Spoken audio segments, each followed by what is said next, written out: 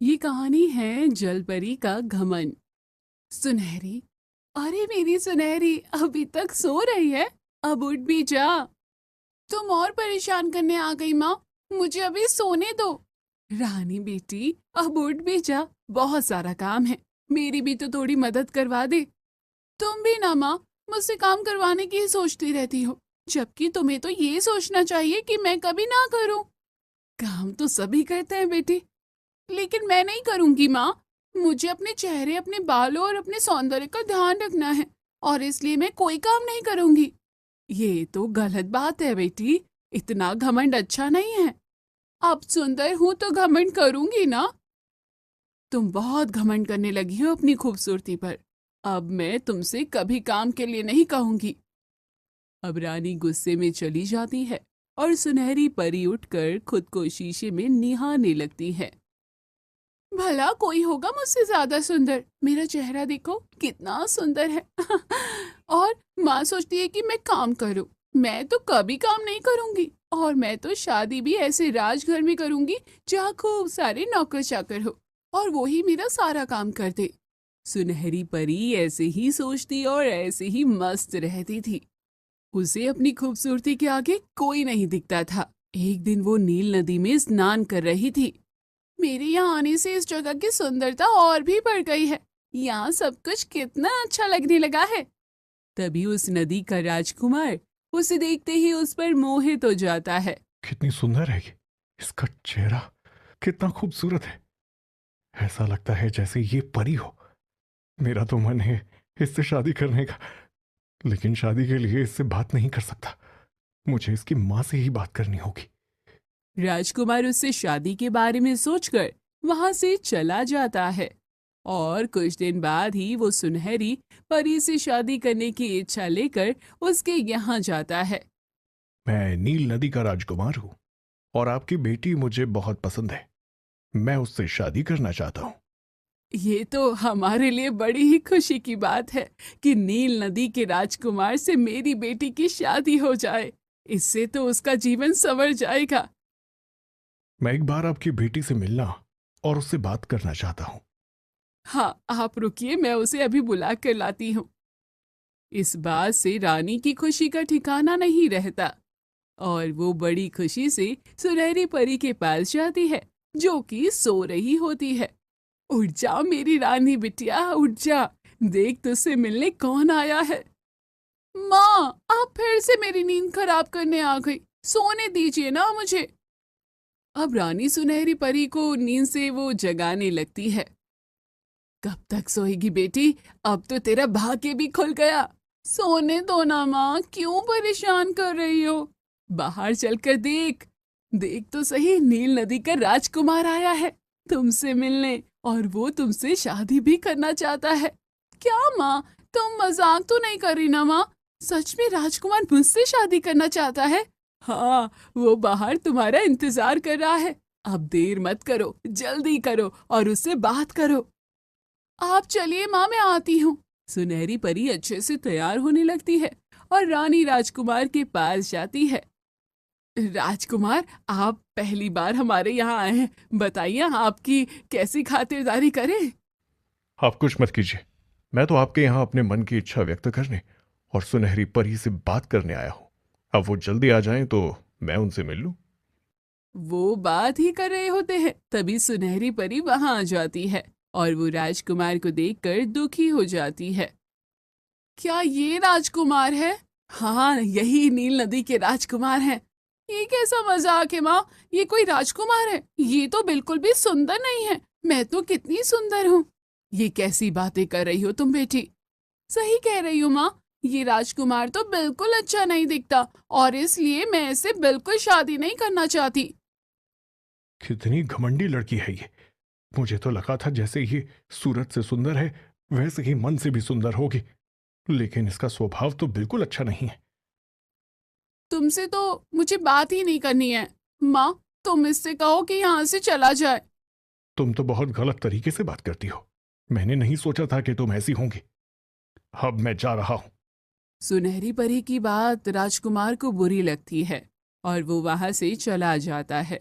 जिसके बाद रानी सुनहरी परी पर बहुत नाराज होती है।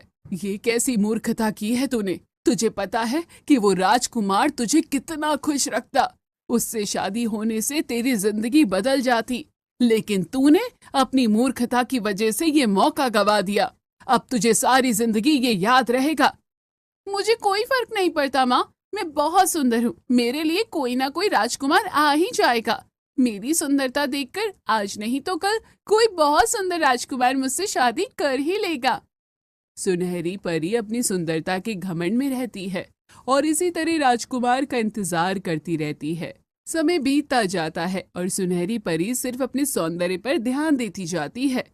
एक दिन सुनहरी परी नदी के किनारे एक पेड़ के नीचे बैठी थी। कितनी अच्छी ठंडी ठंडी हवा चल रही है यहाँ। तभी उस पेड़ के ऊपर एक चुड़ैल आ जाती है और वो सुनहरी परी को देखकर सोचती है, इतनी सुंदर राजकुमारी, इससे पहले तो मैंने इतनी सुंदर राजकुमारी कभी नहीं देखी। इसका चेहरा, इसके बाल, सब कुछ कितना सुंदर है, जैसे एक समय पर मैं थी। अब मुझे तो इसे छू कर देखना ही होगा, लेकिन अगर मैं इस चुड़ैल की अवस्था में इसके सामने गई तो ये भाग जाएगी, इसलिए मुझे कोई और रूप लेना होगा। मैं एक बच्ची का रूप ले लेती हूँ। अब चुड़ैल सुनहरी को छूने के लिए एक छोटी बच्ची बन जाती है और सुनहरी परी के सामने जाती है। राजकुमारी, तुम यहाँ क्या कर रही हो? मैं तो यहाँ बैठी हूँ, बस ठंडी ठंडी हवा का आनंद ले रही हूँ। वैसे परी, तुम तो बहुत सुंदर हो, ऐसी सुंदरता मैंने यहाँ पहले कभी नहीं देखी। देखोगी भी कैसे, मेरे जैसा सुंदर तो कोई भी नहीं है यहाँ। अच्छा, क्या मैं तुम्हें छू सकती हूँ? नहीं, तुम मुझे नहीं छू सकती। क्यों, क्या हुआ? क्योंकि तुम्हारे हाथ बहुत गंदे हैं। तुम पहले जाकर अपने हाथ साफ कर आओ, फिर मुझे छूना। ठीक है, मैं अभी नदी में अपने हाथ साफ करके आती हूँ। अब वो छोटी बच्ची जो चुड़ैल थी, वो तुरंत हाथ साफ करने नदी पर जाती है। कितनी प्यारी है वो राजकुमारी, बस अब मैं जल्दी से उसे छू कर देख लूं। वो जल्दी से हाथ साफ करने सुनहरी परी के पास आ जाती है। देखो, अब मेरे हाथ बिल्कुल साफ है, अब मैं तुम्हें छू सकती हूँ ना? छू लेना, आराम से छू लेना, मैं कहीं भाग थोड़ी ना रही हूँ। ठीक है, मैं तुम्हें छू कर देखती हूँ। रुको, क्या हुआ? मुझे बहुत भूख लगी है और उस पेड़ पर जो फल लगा है, मेरा उसे खाने का बहुत मन कर रहा है, लेकिन मैं उस फल में से फल तोड़ नहीं सकती। तुम मुझे वो फल लाकर दे दो ना। क्या? अब मुझे वो फल तोड़कर भी लाना होगा? हाँ, मेरी वो फल खाने की इच्छा हो रही है। तुम वो फल लाकर मुझे दोगी, तभी मुझे छू पाओगी, वरना मैं तुम्हें खुद को नहीं छूने दूंगी। ठीक है, मैं फल लेकर आती हूँ। अब वो बच्ची जो कि चुड़ैल थी, फल लेने चली जाती है। अगर मैं चुड़ैल ना होती तो फल कैसे तोड़ पाती? अभी तो मैं अपनी मायावी शक्तियों से वो फल तोड़ लेती हूँ और जल्दी उस परी के पास जाती हूँ। लेकिन सुनहरी परी अपनी खूबसूरती पर घमंड करने लगती है। मैं इतनी सुंदर हूँ कि वो बच्ची मुझे छूने के लिए मेरी बात मानने को तैयार हो गई। इतनी छोटी सी है वो, लेकिन फिर भी मेरे लिए फल तोड़ने गई है, ताकि फल तोड़ने के बाद वो मुझे छू कर देख सकती है। लेकिन वो कितनी खराब दिखती है, मुझे तो उसे खुद को कभी ना छूने दो। इसलिए अब उससे बचने के लिए मैं नदी के अंदर चली जाऊंगी, ताकि वो मुझे छू ना सके। सुनहरी परी जल्दी से नदी में चली जाती है। थोड़ी देर में ही बच्ची जो कि चुड़ैल थी, वो फल लेकर आती है और सुनहरी परी को वहां न देखकर वो बहुत गुस्सा हो जाती है। वो राजकुमारी कहाँ गई? मुझे तो उसे छूकर देखना था, उसी के लिए तो मैंने हाथ साफ किए और फिर फल लेने भी गई, लेकिन वो राजकुमारी मुझसे झूठ बोलकर चली गई। धोखा दे दिया उसने मुझे, बहुत बुरी है वो राजकुमारी। और फिर वो बच्ची वापस चुड़ैल बन जाती है। बहुत घमंड है उस राजकुमारी को अपनी खूबसूरती पर, लेकिन अब उसकी ये खूबसूरती ज्यादा देर नहीं रहेगी। मैं उसे श्राप देती हूँ, उसका ये सौंदर्य खत्म हो जाएगा, वो बदसूरत हो जाएगी। चुड़ैल का श्राप राजकुमारी को लग जाता है और अब अगले दिन जब राजकुमारी सोकर उठती है तो वो आईना देखती है और वो घबराकर चिल्लाने लगती है। ये क्या हो गया मेरे चेहरे को? मेरा चेहरा इतना गंदा कैसे हो गया? मैं इतनी बदसूरत कैसे हो गई? कल तक तो मैं बहुत सुंदर थी और फिर आज ऐसा कैसे क्यों? तभी रानी भी वहां आती है क्या हुआ बेटी? ऐसे क्यों चिल्ला रही हो तुम? माँ देखो ना, मेरा चेहरा खराब हो गया है। ऐसा लगता है जैसे किसी ने मुझे बहुत मारा हो। हाय, ये क्या हो गया तुझे? तू तो कितनी सुंदर थी, लेकिन अब तो तेरे पूरे शरीर पर सिर्फ घाव नजर आ रहे हैं। हाँ माँ, कुछ करो ना, वरना मैं मर जाऊंगी। मैं ऐसे नहीं जी पाऊंगी। तू परेशान मत हो और तुरंत मेरे साथ नील नदी के देवता के पास चल। वो जरूर ही इसका कोई समाधान निकालेंगे, जरूर कुछ बताएंगे। ठीक है माँ, जल्दी चलो माँ। रानी और सुनहरी दोनों तुरंत ही नील नदी में जाती हैं और वहां से देवता से प्रार्थना करती हैं। हे नील नदी के देवता, मेरी बेटी बड़ी मुसीबत में है। मेरी आपसे विनती है कि आप जल्दी से आकर उसकी परेशानी का समाधान करें। हाँ नील देवता जी, मेरा चेहरा खराब हो गया है, आप जल्दी से आकर सब ठीक कर दीजिए। उन दोनों की पुकार सुनकर तुरंत ही नील नदी के देवता उनके सामने प्रकट हो जाते हैं। क्या हुआ? तुम दोनों ने मुझे पुकारा? हाँ देवता जी, देखिए ना मेरी बेटी को क्या हो गया है। वो कितनी सुंदर थी और अब देखिए ना। लेकिन ये कैसे हुआ? अब रानी उन्हें सारी बातें बताती है। तब देवता सुनहरी परी से पूछते हैं।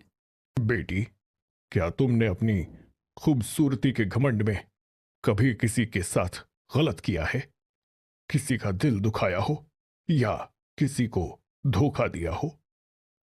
तब सुनहरी को राजकुमार और वो बच्ची दोनों की याद आ जाती है, जिनके बारे में वो देवता को बताती है। हाँ देवता जी, ये गलती तो हुई है मुझसे। कुछ दिन पहले जब नील नदी के राजकुमार मेरे लिए शादी का प्रस्ताव लेकर आए थे, तब मैंने उन्हें गलत तरीके से बात करके उन्हें मना कर दिया और उन्हें जाने को कह दिया। अच्छा, क्या और किसी के साथ भी तुमने गलत किया है? हाँ, एक छोटी बच्ची मुझे छूकर देखना चाहती थी, लेकिन मैंने उसे फल तोड़ने भेज दिया और फिर मैं नदी में आ गई। अच्छा, रुको। अब देवता अपनी शक्तियों का प्रयोग करके सब जान लेते हैं। वो बच्ची एक चुड़ैल थी और ये सब तुम्हारे घमंड की वजह से ही हुआ है। अब जिस चुड़ैल ने ये सब किया है, मैं उसे यहां बुला लेता हूं। अब देवता के बुलाने पर वो चुड़ैल वहां जाती है। कहिए नील नदी के देवता, क्या काम है? क्या राजकुमारी की ये दशा तुम्हारी वजह से है? उसके शरीर पर इतने घाव, ये सब तुमने किए हैं? हाँ, मैंने इसे श्राप दिया है, जिसके बाद ही इसके साथ ऐसा हुआ है। क्यों? क्योंकि इसे अपनी खूबसूरती पर घमंड है। पहले मैं भी बहुत खूबसूरत थी, लेकिन फिर मुझे किसी ने श्राप दे दिया, जिसकी वजह से मेरी सुंदरता खत्म हो गई और उस दर्द में मैं मर गई। लेकिन इसे देखकर मुझे छूने का मन हुआ, क्योंकि मुझे अपना जीवन याद आ गया था। मगर इसने मेरे साथ छल किया, मुझे फल तोड़ने भेजा और मेरे लौटने से पहले ही ये चली गई। तभी सुनहरी परी चुड़ैल से क्षमा मांगने लगती है। क्षमा कर दीजिए मुझे, मुझसे गलती हो गई, लेकिन मैं कभी भी घमंड नहीं करूंगी अब, और कभी भी किसी से गलत तरह से बात नहीं करूंगी। चुड़ैल, अब जब राजकुमारी ने क्षमा मांग ली है, तो तुम भी राजकुमारी को क्षमा करके वापस से सुंदर कर दो। ठीक है, लेकिन इसे सुंदर करने के बाद मैं इसे छू कर देखूंगी। हाँ ठीक है, आप मुझे छू लीजिएगा। अब चुड़ैल राजकुमारी को वापस सुंदर कर देती है और फिर उसे छू कर देखती है। कितनी सुंदर है ये, मुझे तो अपनी सुंदरता याद आ गई। कैसे मैं एक समय इतनी सुंदर हुआ करती थी। धन्यवाद चुड़ैल जी, मेरी बेटी को वापस से ठीक करने के लिए। अब मैं अपनी सुंदरता पर कभी घमंड नहीं करूंगी। ठीक है। लेकिन तुमने नील नदी के राजकुमार से भी दुर्व्यवहार किया था और इसीलिए तुम्हें उनसे भी क्षमा मांगनी होगी। ठीक है, मैं अभी जाकर उनसे क्षमा मांग लेती हूँ। फिर सुनहरी नदी नील नदी के राजकुमार से क्षमा मांगने जाती है। राजकुमार, मुझे क्षमा कर दीजिए। जब आप उससे मिलने और बात करने आए, तब मैंने आपसे बहुत गलत व्यवहार किया। कोई बात नहीं, मुझे खुशी है तुम्हें अपनी गलती का एहसास हो गया और तुम बदल गई। लेकिन अब से तुम कभी भी अपनी खूबसूरती पर घमंड नहीं करना। हाँ राजकुमार, मैं अब कभी घमंड नहीं करूंगी। अब मेरी एक और इच्छा है, जो मैं आपको बताना चाहती हूँ। हाँ, कहिए, आपकी क्या इच्छा है? मैं आपसे शादी करना चाहती हूँ, क्या आप मुझसे शादी करेंगे? हाँ, अगर तुम अपना घमंड त्याग सकती हो तो मैं तुमसे शादी जरूर करूंगा। आखिर हम दोनों एक दूसरे के साथ एक अच्छा जीवन बिताएंगे। फिर राजकुमार और सुनहरी परी शादी कर लेते हैं, जिसके बाद सुनहरी परी हमेशा के लिए अपना घमंड त्याग देती है और दूसरों से अच्छे से बात भी करती है और नदी में सब अब खुश रहने लगते हैं। तो दोस्तों कैसी लगी कहानी कमेंट बॉक्स में ज़रूर बताइए। चैनल को अभी तक सब्सक्राइब नहीं किया है तो ज़रूर कर लीजिए।